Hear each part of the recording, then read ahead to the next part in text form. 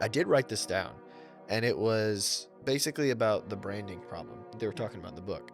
And one of them was that it was a quote from this 21-year-old girl who said that Christians are full of poop and that there is a large exodus in the church of millennials and Gen Z. There's a bunch of stuff in here that I'm just going to read off, and it's basically how they see Christianity versus they see the world. And it's that millennials see themselves as open-minded. They see evangelical Christians as closed-minded. They see themselves as accepting of LGBTQ plus RZ evangelical Christians as, reflecting all of that. Millennials see themselves as intellectual and pro-science versus Christians are non-intellectual and anti-science. Millennials are inclusive and kind, and Christians are exclusive and mean.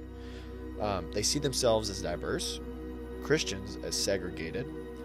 They're fighters of racial justice, Christians as perpetuators of racial injustice.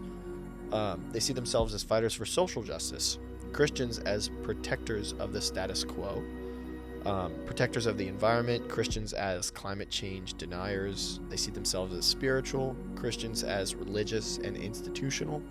So basically the values are at odds, or they're perceived to be at odds with evangelical Christianity. So there's obviously like a lot of stuff to talk about just within that.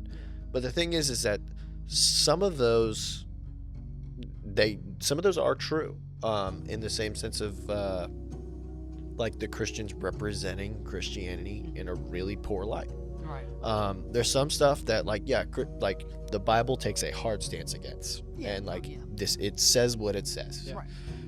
But there's some stuff as where like right here where it said millennials are inclusive and kind, and Christians are exclusive and mean. I've seen a lot of that. Yeah. Christians can be very exclusive.